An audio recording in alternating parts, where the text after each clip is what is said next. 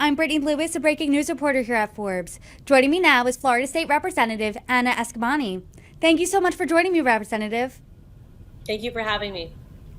Over the weekend, the country saw another racist shooting that claimed the lives of 3 Black Americans, this time in Jacksonville, Florida. You represent Florida's 42nd district in the state house, but you were in Jacksonville within recent days to attend a rally. So first, can you tell us what that was like? Yeah, first of all, this is such a tragedy for us here in Florida, and not the first time we've had a mass shooting, let alone the first time we've seen extremism cause harm and violence. In fact, I woke up Saturday morning to Nazi vandalism on different LGBTQ plus murals in my district in Orlando. And then when the sun sets, we hear news of this shooting at a Dollar General by a young racist white man murdering 3 African Americans. And it's still something that we're processing.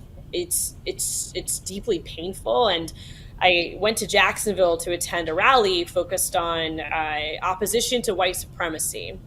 And I have to tell you, Brittany, there was powerful testimonies given, but there was also a lot of anger with the fact that Governor Ron DeSantis attended a vigil the day before and was allowed to speak. I think that there is a fair amount of anger about just DeSantis's policies, especially in the context of African American history and just Black lives overall.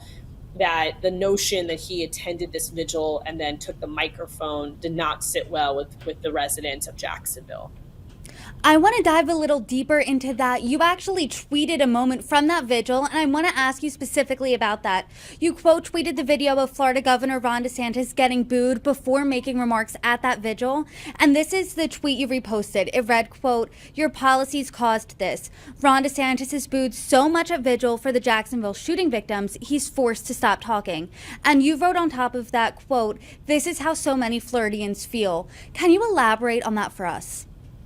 Yeah, so a few months back, the NAACP issued a travel advisory warning African Americans and Black Americans to travel with caution in Florida because their lives are at risk. And the governor tossed that aside as being politically motivated, but this was what the NAACP was trying to stress. This was the point they're trying to make, is that when you have a state and a governor that not only has attempted to ban protests for Black liberation, specifically House Bill 1 a few years ago was in response to Black Lives Matter protests and was really designed just to target protesting of Black and brown people, all the way to maybe the most current headlines where you have African American history being whitewashed. The governor wants people to think that he wants our children to think that African Americans benefited from slavery,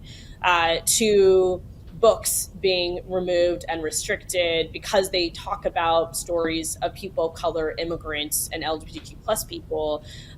You, of course, see all this elevated rhetoric that targets immigrants and different marginalized communities. These policies are not happening in a vacuum. And that's a point that I've tried really hard to make to my Republican colleagues, that when you pass legislation that dehumanizes people, then you can expect it to radicalize some. And this is what took place. I know investigations are still pending, but this 21-year-old was clearly radicalized to have perspectives that were bigoted and racist and subscribed to white supremacy. And that's why when the governor arrives at a vigil that is the result of a racist act. I've also seen a lot of folks be frustrated with the term racially motivated, because I don't think it really gives the situation the specifics it needs. Like, this was not just racially motivated, this was racist. This was someone that had a clear motive, was very lucid in their perspectives, and otherized Black Americans and Black people overall.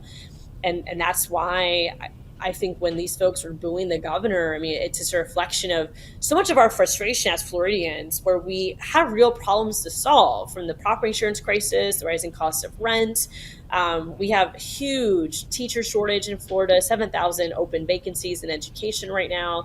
But of course, our governor is too busy running for president to care. And I think that's where the boos come from. And that's why I do feel like those boos were reflection of how many people are feeling in our state.